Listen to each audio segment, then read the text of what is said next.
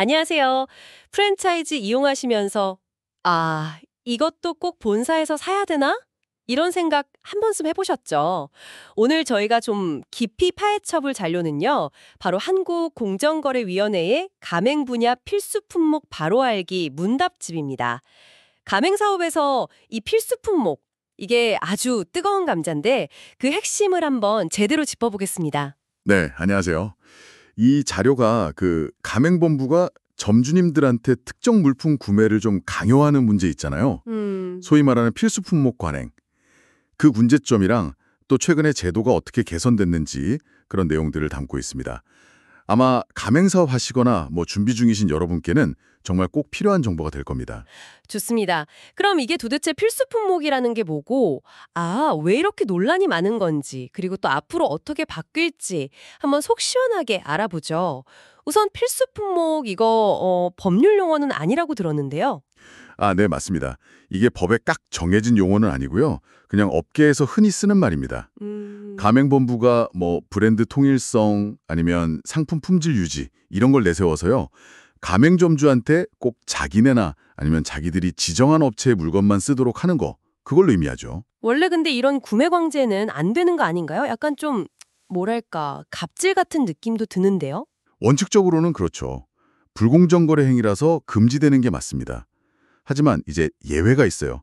한 3가지 정도 조건이 있는데요. 예외 조건이요? 네. 첫째는 그 품목이 사업 경영에 정말 필수적이어야 하고요. 둘째는 다른 데서 사면 상표권 보호나 상품 동일성 유지가 어렵다는 게 객관적으로 인정돼야 하고, 그리고 마지막으로는 이 사실을 미리 정보 공개서나 계약서로 다 알려야 한다는 겁니다. 이 3가지를 다 만족해야만 허용이 되는 거죠. 그렇군요. 예를 들어 치킨집의 그 특별한 소스라든지 아니면 커피 전문점의 고유한 원두 같은 거. 그런 건 이해가 돼요. 근데 이게 왜 그렇게 문제가 되는 건가요? 바로 경기가 좀 모호하다는 점입니다. 정말 핵심적인 품목 말고요. 그냥 시중에서 쉽게 구할 수 있는 거 있잖아요. 세제나 냅킨, 심지어 일반 식기나 의자, 테이블 같은 거. 이런 것까지 막 필수 품목으로 지정하는 경우가 문제인 거죠. 심지어 본사가 특별히 만들지도 않은 그런 범용 제품을 강미하는 사례도 있고요. 잠깐만요. 세제나 테이블까지요? 그건 좀 품질 유지랑은 거리가 멀어 보이는데요.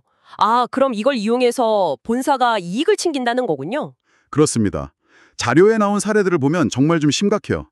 예를 들어서 시중 우유랑 별 차이도 없는데 성분만 살짝 바꿔서 엄청 비싸게 판다거나, 또 피자집인데 오이랑 양파 빼고는 거의 모든 식자재를 다 필수로 지정하기도 하고요. 와, 오이랑 양파 빼고요? 네.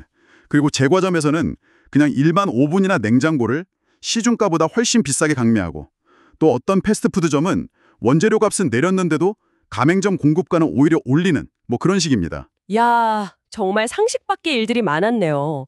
이러니까 공정위가 나설 수밖에 없었겠어요. 그래서 제도를 어떻게 바꾼 건가요? 네, 크게 2가지로 볼 수 있습니다.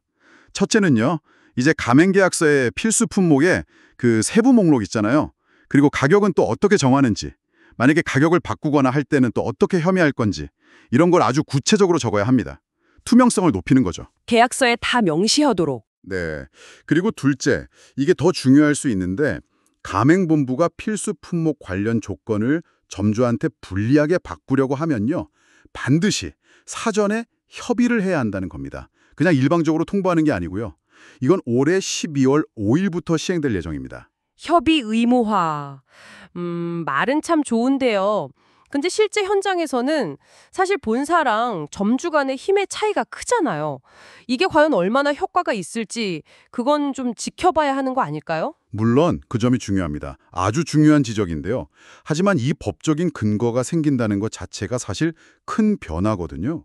예전처럼 본사가 그냥 마음대로 품목 늘리고 가격 올리고 하기가 훨씬 어려워지는 거죠. 점주님들 입장에서는 이건 좀 부당하다 느낄 때 목소리를 낼 수 있는 근거가 딱 생기는 셈이니까요. 그리고 장기적으로 보면 이런 물품 강매 같은 걸로 수익을 내는 구조보다는 정상적인 로열티 중심의 좀 더 건강한 관계로 나아가는 계기가 될 수도 있다고 봅니다. 결국에는 본사의 그런 쉬운 장사 통로를 좀 막고 진짜 브랜드 가치나 운영 지원 이런 걸로 승부하라는 압박이군요. 그럼 예비 창업자나 기존 점주이신 여러분들은 이 필수 품목 정보를 어디서 제대로 확인할 수 있을까요? 기본적으로는 가맹본부가 제공하는 정보공개서에 나와 있습니다. 이걸 꼭 확인하셔야 하고요. 그리고 이제 법이 바뀌면서 가맹계약서에 그 품목 리스트랑 가격 산정 방식 같은 게 훨씬 더 상세하게 담기게 됩니다. 특히 신규나 갱신 계약 시에는 2024년 7월 3일부터 이미 적용되고 있으니까요. 계약 전에 이 부분을 정말 꼼꼼하게 살펴보시는 게 중요합니다. 네, 오늘은 가맹사업의 필수 품목 문제와 그 제도 개선 방향에 대해서 깊이 있게 한번 들여다봤습니다.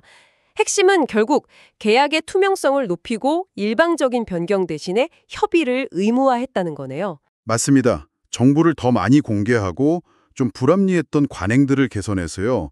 가맹본부와 점주가 좀 더 공정한 관계를 맺도록 유도하려는 그런 조치라고 볼 수 있겠습니다.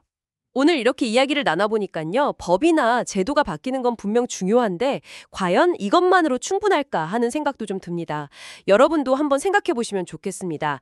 과연 이 제도 개선이 그냥 서류상의 변화를 넘어서요. 실제 가맹점 현장에서 본사와 점주 간의 그 소통 방식 그리고 힘의 균형 자체를 근본적으로 바꿀 수 있을까요? 그 실질적인 효과는 앞으로 우리가 계속해서 주목해야 할 지점인 것 같습니다.